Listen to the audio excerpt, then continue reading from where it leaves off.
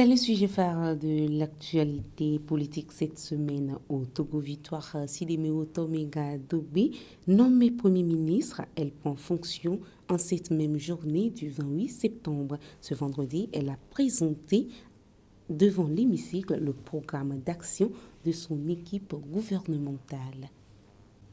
C'est toujours un plaisir de vous retrouver, chers internautes. Bonjour. Le Togo a un nouveau Premier ministre depuis ce 28 septembre. En remplacement a commis l'homme Classou, démissionnaire. Il s'agit de l'ancienne ministre en charge du développement à la base du gouvernement sortant, Victoire Sidéméo Toméga Dogbé, une première qu'une femme occupe ce poste au Togo. Aussitôt nommée, elle a pris fonction ce même jour. Reportage. Cela n'était qu'une question d'heure pour que les choses se fassent. Quelques heures après sa nomination, la nouvelle locataire de la primature prend officiellement fonction.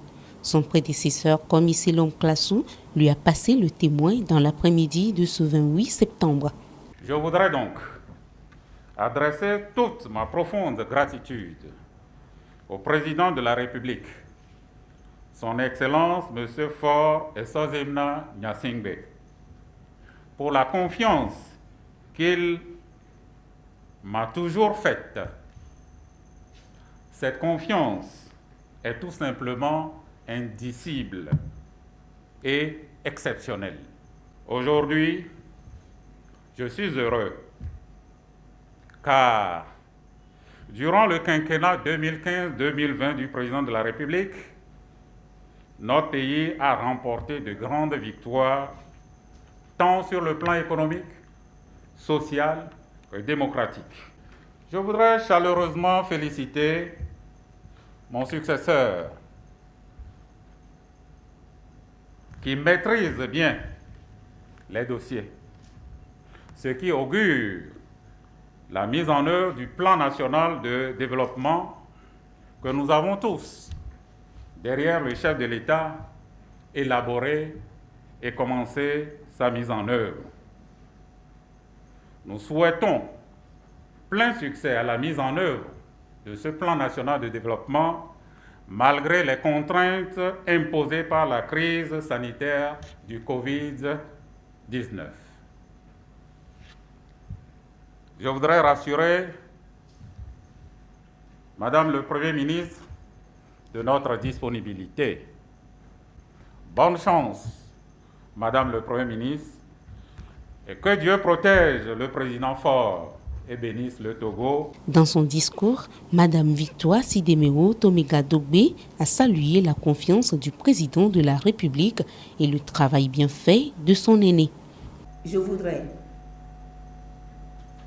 exprimer ma profonde gratitude au chef de l'État, son Excellence Faure Essozimna Nyasingbe, pour la confiance qu'il vient de m'accorder en me confiant la lourde responsabilité de Premier ministre.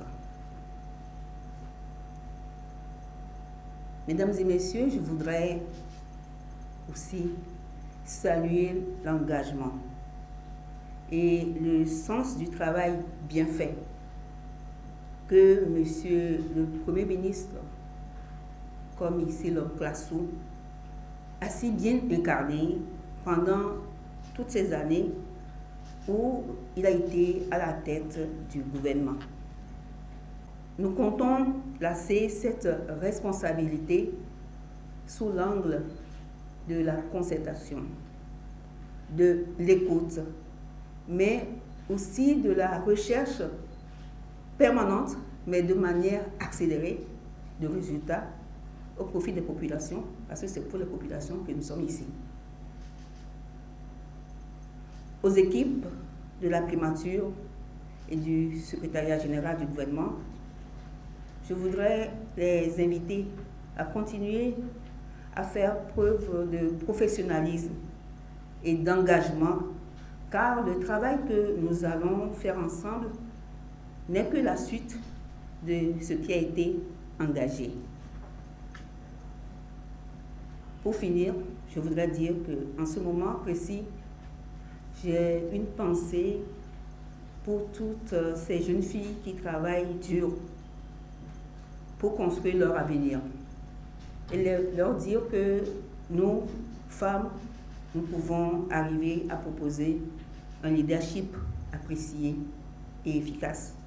Et elles peuvent compter sur ma modeste personne. L'histoire retiendra qu'elle est la toute première femme à la primature au Togo.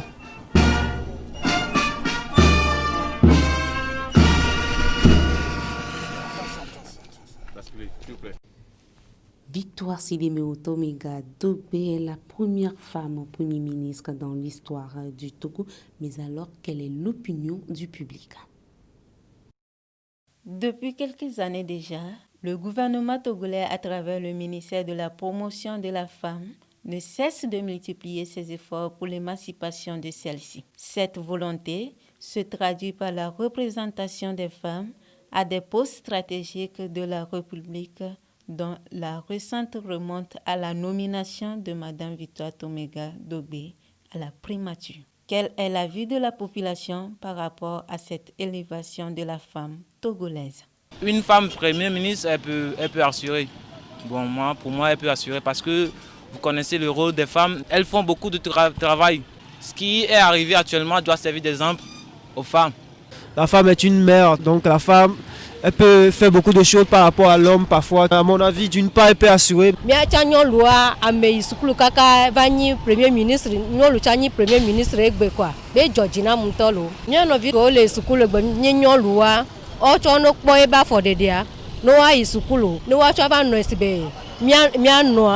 Premier ministre,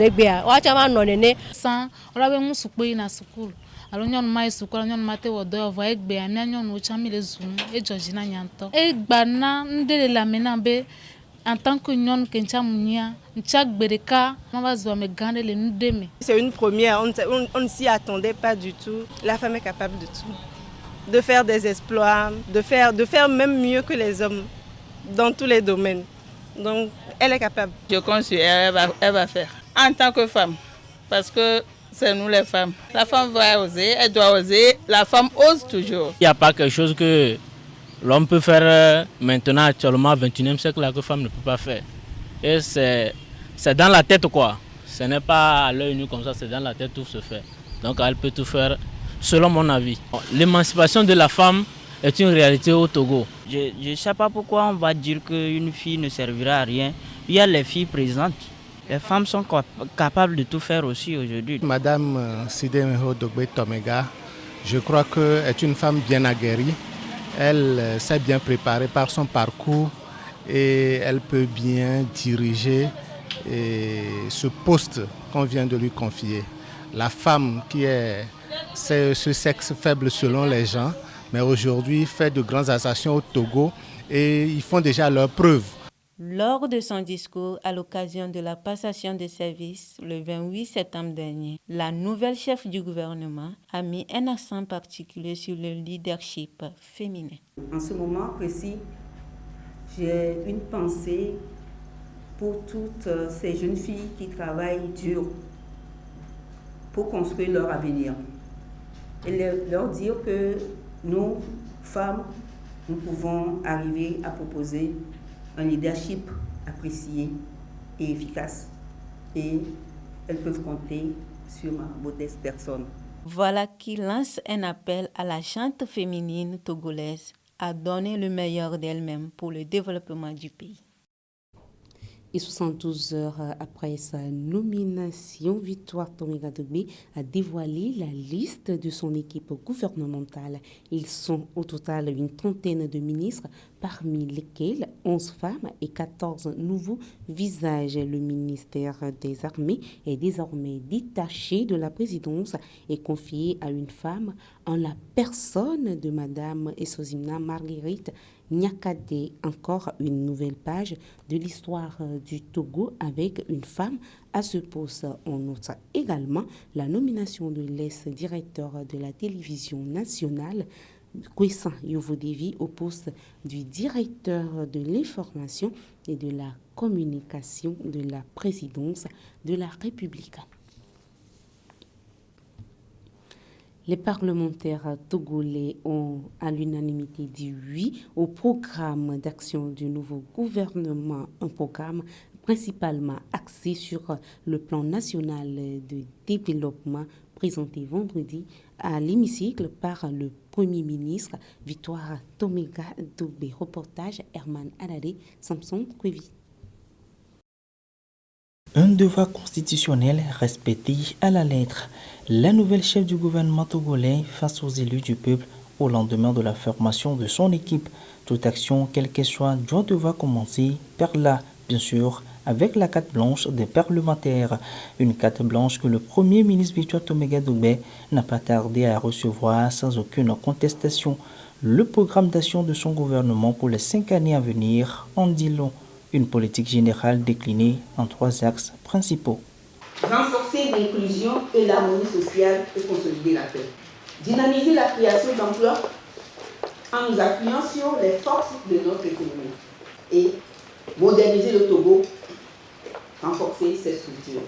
Pour l'ancienne ministre du Développement à la base, le digital sera au cœur du projet de modernisation du pays. Car il nous permet de briser les barrières et de réduire les distances pour favoriser l'inclusion sur tout le territoire. Un accent particulier sera mis sur la digitalisation des services et des parcours publics pour faire du Togo une référence régionale en la matière. Cela ne sera possible que si nous garantissons une couverture réseau Internet fixe et mobile de qualité, fiable, partout et pour tous. Fini la récréation et place au travail. Aucun écart ne sera toléré, rassure le Premier ministre. Il faut à présent nous remettre résolument au travail pour approfondir la transformation de notre pays et offrir de meilleures perspectives à chaque Togolaise et à chaque Togolais. J'ai confiance dans les atouts et les capacités de notre pays pour y parvenir. Chaque membre du gouvernement sera redevable de la mise en œuvre de sa feuille de route qui concourra à la réalisation de l'ambition et de la vision du chef de l'État de notre pays. Le nouveau gouvernement du Togo a été officialisé le 1er octobre 2020. Il est composé d'une trentaine de ministres, parmi lesquels 11 femmes et 14 nouveaux visages. Le Togo produit plus de richesses en une année qu'on n'aurait pu le penser. On note jusqu'à plus de 30% de croissance du PIB en 3 ans. Ces nouvelles statistiques ont été avancées mercredi par l'Institut national de la statistique et des études économiques et démographiques. Qu'est-ce qui explique concrètement cette croissance? Élément de réponse dans cet élément réalisé par Herman Adade, Samson Kwevi. Tout changer, nous devons vivre avec le temps, d'ici Seydou Badian. Le Togo l'a bien compris et met les bouchées doubles pour être en conformité avec les normes internationales, surtout sur le plan économique. Désormais, pour évaluer les valeurs de l'ensemble des biens et richesses créés sur une année, le Togo a opté pour le nouveau système de comptabilité nationale 2008 aux dépens de l'ancienne méthode de calcul 1993. Et ceci à partir d'une nouvelle année de base, soit 2016. C'est-à-dire qu'avant, je calculais avec une formule qui ne donnait même pas la réalité. Aujourd'hui, j'ai découvert qu'il y a une autre formule qui fournit la réalité du terrain. Un nouveau rebasage qui a permis au Togo d'obtenir une hausse du taux du PIB dans les années 2016, 2017 et semi-2018 après réévaluation prenant en compte d'autres activités, notamment les nouvelles, celles qui ont émergé et les informelles. Les résultats des travaux réalisés par l'Institut national de la statistique et des études économiques et démographiques ont été présentés ce mercredi. Ce qu'il faut retenir, c'est que quand nous passons de l'ancienne méthode avec l'ancienne année de base à la nouvelle méthode de calcul avec la nouvelle année de base, on a une différence de plus 36,5%.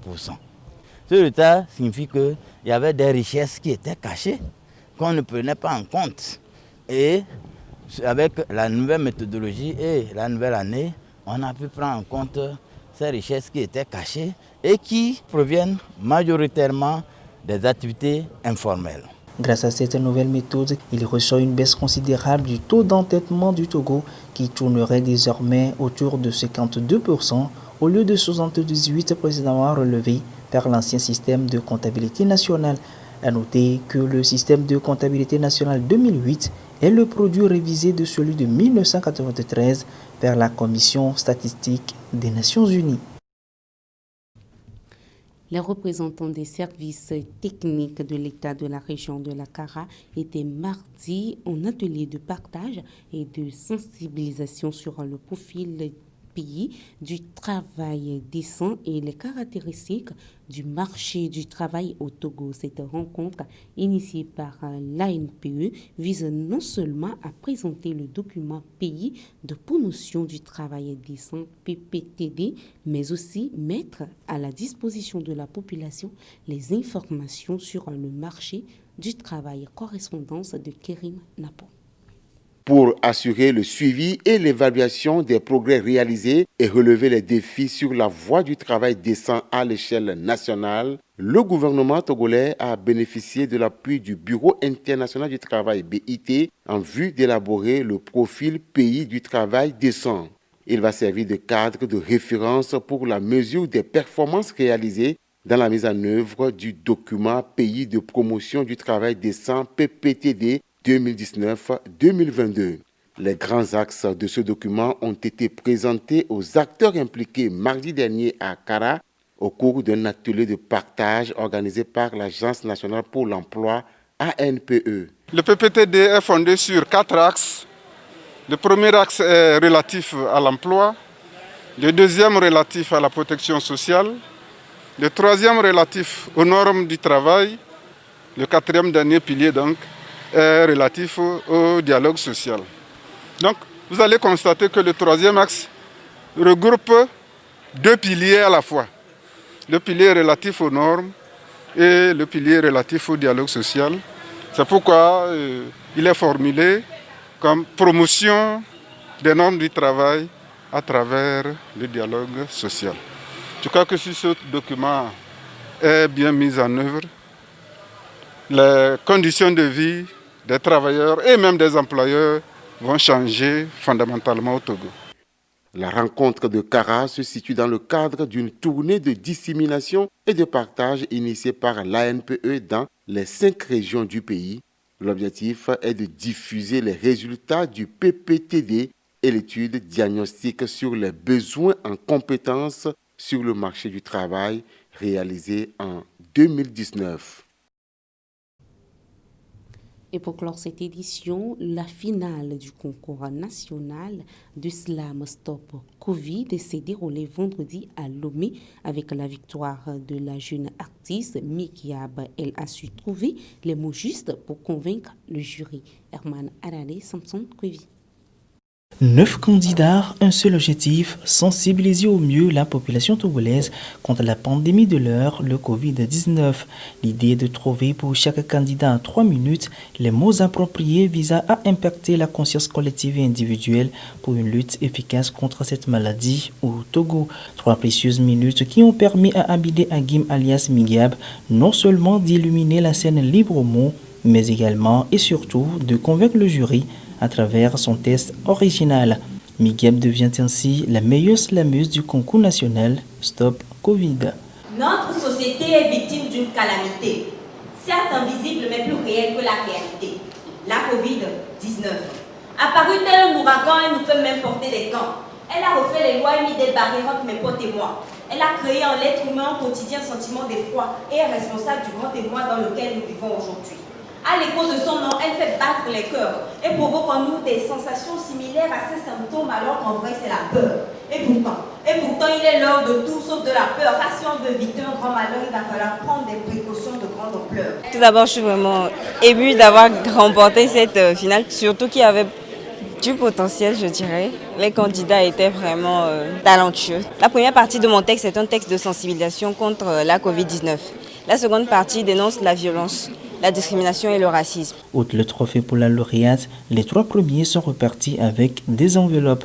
Ce concours est une initiative de l'Association culturelle pour l'éducation et le social dans le but d'apporter sa contribution à la lutte contre le Covid-19 au Togo. Il faut dire que depuis l'arrivée de la maladie, nous avions lancé le Stop Covid Tour. Nous sommes passés dans 15 villages pour distribuer des cache-nez, des savons liquides, des vivres à certains endroits. Après, nous avons lancé le Stop School Tour.